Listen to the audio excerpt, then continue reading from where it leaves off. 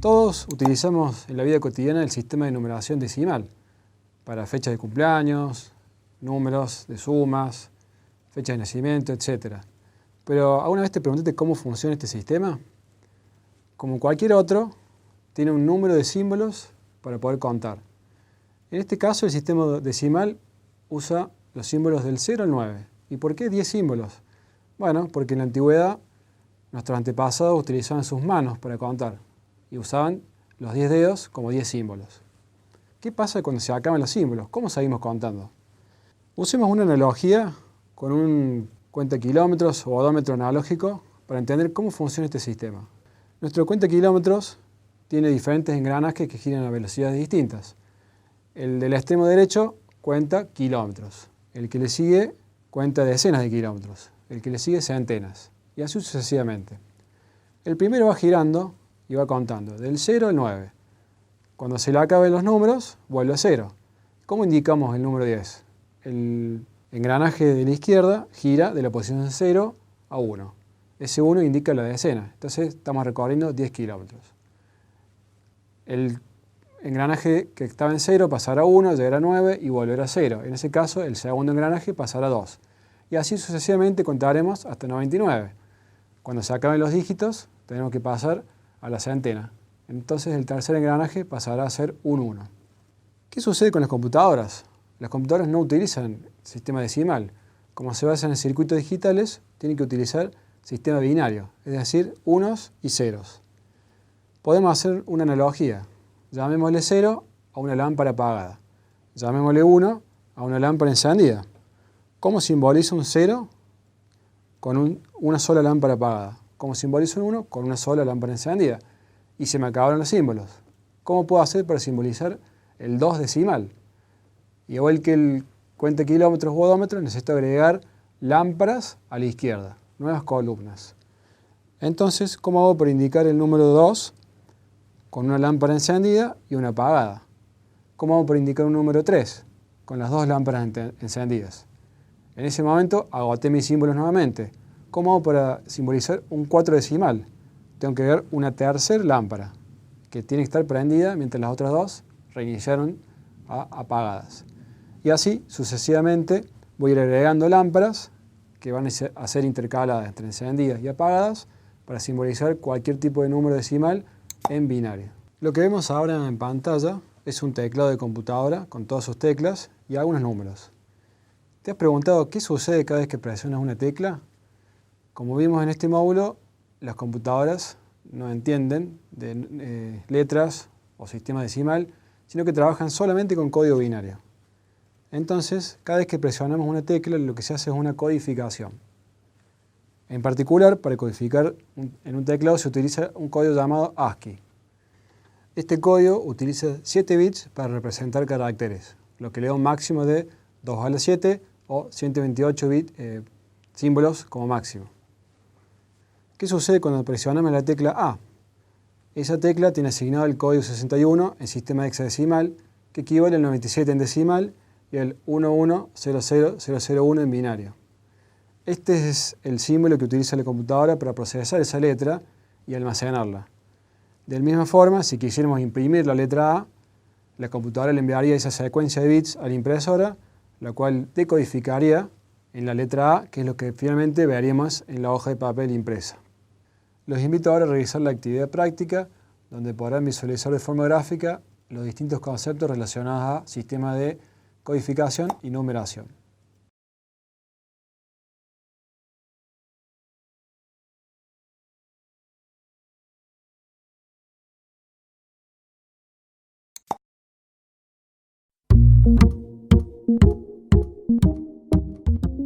Ahora les presento las claves de respuesta de esta actividad, que en realidad está dividida en dos. Primero tenían que identificar los distintos sistemas de numeración con sus características principales y realizar una suma. Para la segunda actividad tenían que identificar los sistemas de codificación y sus características principales.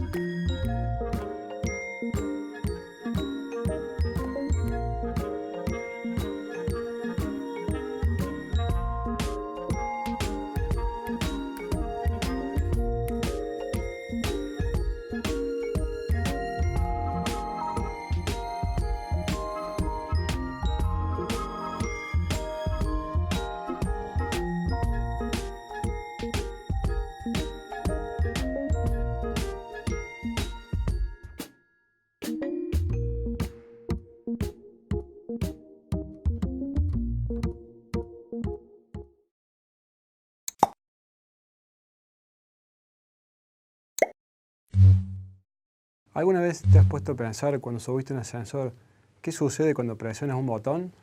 ¿O cómo es posible que aparezca un número en un display?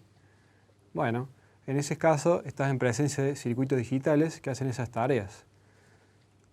Como recordarán, un circuito digital posee entradas y salidas y compuertas lógicas que realizan diferentes operaciones y una tabla de verdad que las explica.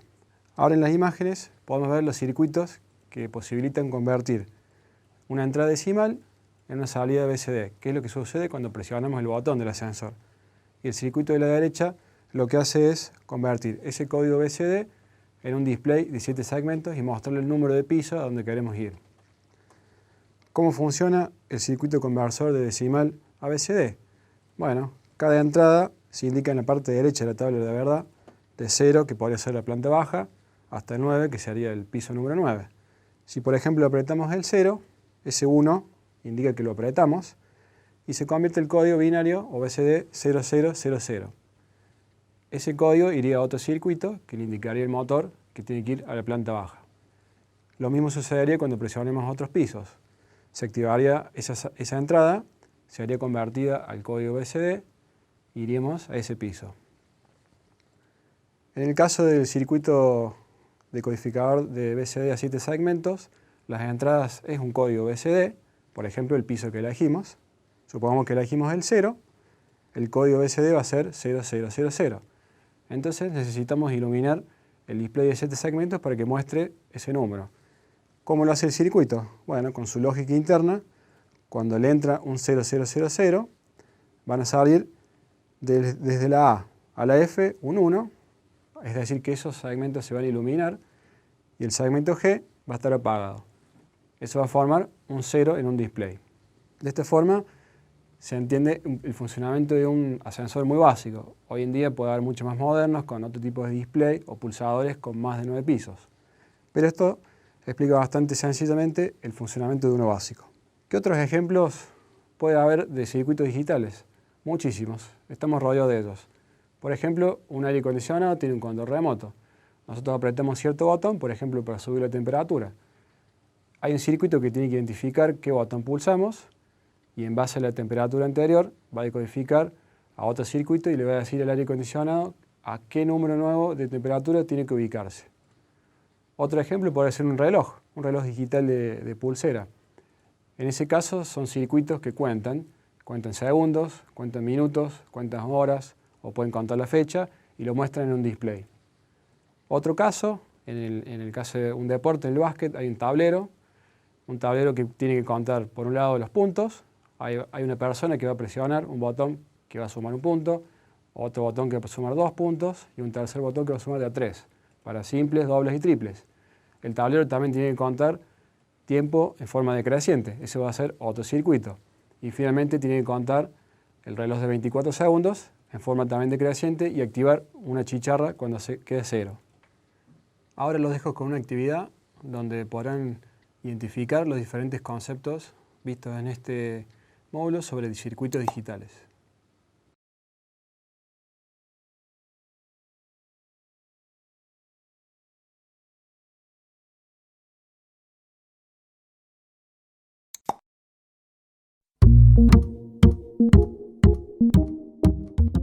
Les presento ahora las claves de respuesta de la actividad, donde pueden ver en pantalla la solución parcial de la actividad, donde hay 2 circuitos digitales con su tipo y su función.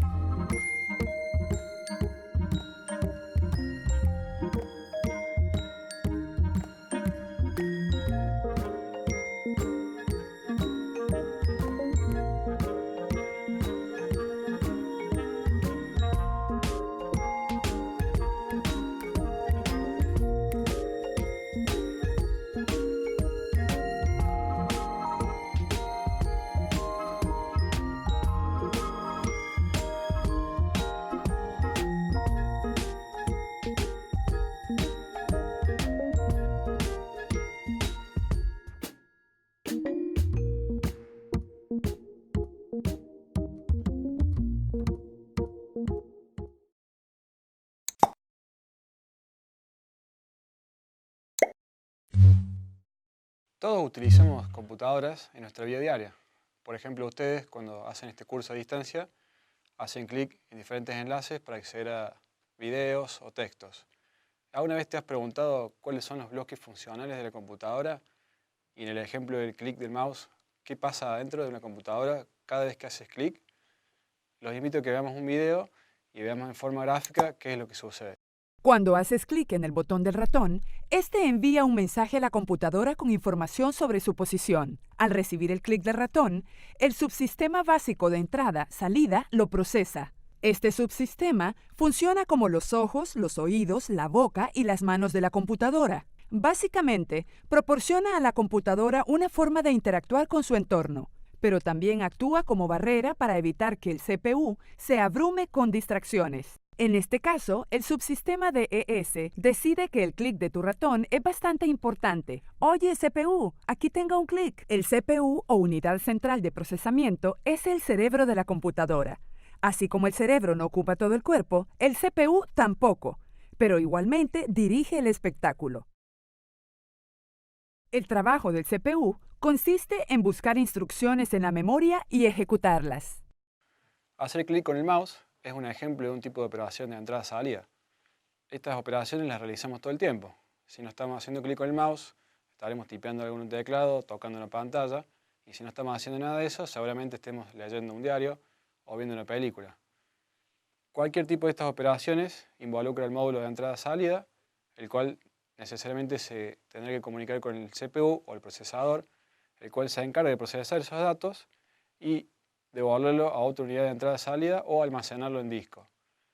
Siempre el procesador utilizará una memoria para guardar su información o sacarla de ahí y procesarla. Pensemos, por ejemplo, en un teléfono celular inteligente. ¿Qué pasa cuando mandamos un audio a un amigo? Bueno, en ese caso, cuando hablamos y estamos pulsando un botón, el celular tiene que activar un dispositivo de entrada, que sería un micrófono. Ese micrófono lo que va a hacer es convertir nuestras señales analógicas en digitales, es decir, en unos y ceros, y se le va a enviar a través de un bus al procesador. El procesador deberá correr un programa que arme paquetes y esos paquetes sean enviados a un dispositivo de salida, que puede ser o una antena de Wi-Fi o el enlace a la red de celulares. A su vez, esos paquetes que se formaron con nuestra voz viajarán a través de distintos dispositivos de red. Cada uno de esos dispositivos de red también es una computadora, cuyo dispositivo de entrada es, por ejemplo, una placa de red. Esa computadora deberá analizar los paquetes y decidir a qué otro dispositivo se le envía hasta que llegue a destino. El destino es otro teléfono inteligente que hará el proceso inverso. Su dispositivo de entrada será la interfaz Wi-Fi o la interfaz con la red celular y luego realizará el proceso inverso de convertir esos bits que eran una voz humana en realmente la señal analógica que puede ser escuchada en un parlante que sería el dispositivo de salida. Resumiendo, el diagrama básico de una computadora está compuesto por tres bloques. El módulo de entrada y salida, donde están todos los dispositivos que pueden ingresar o sacar datos de la computadora. El CPU, donde se realiza el procesamiento de esos datos. Y la memoria, que es donde el CPU busca los datos o los programas para ejecutar y donde almacena la información. Los dejo ahora con la actividad del módulo, donde podrán resumir en un esquema gráfico todos los conceptos adquiridos.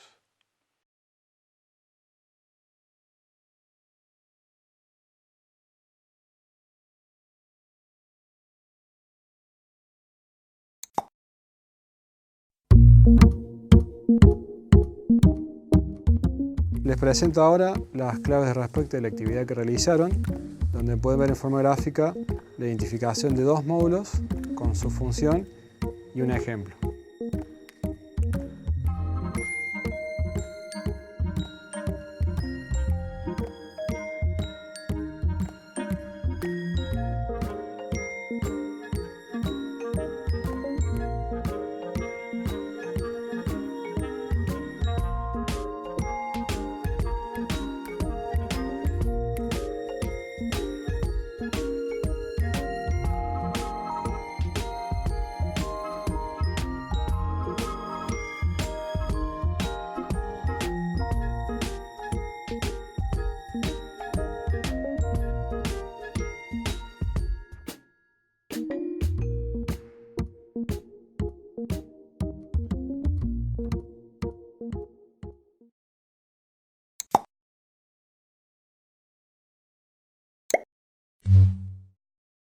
¿Se han puesto a pensar por qué existe una jerarquía de memoria?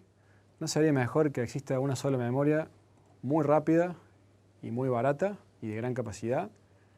Evidentemente esa sería la situación ideal, pero no es lo que sucede en la realidad. ¿Por qué? Porque las memorias tienen distintas formas de construirse y eso cambia su costo y su velocidad.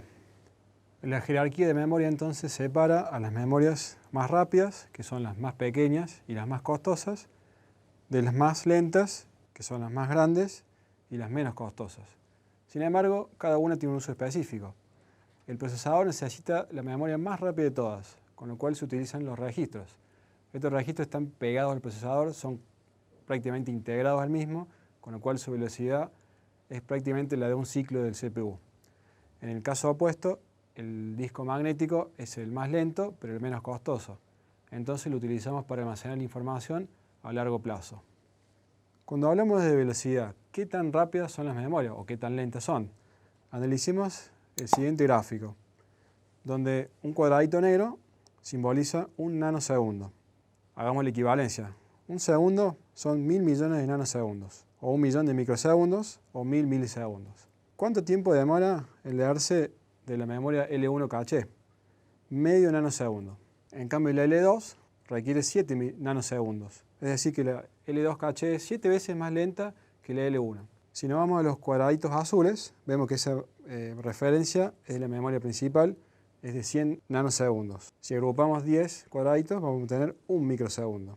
¿Cuánto tardamos en comprimir 1 kilobyte con zip? 3 microsegundos. Pasemos ahora a analizar los cuadraditos verdes. ¿Cuánto tardamos en enviar 1 kilobyte sobre una red de 1 gigabit por segundo?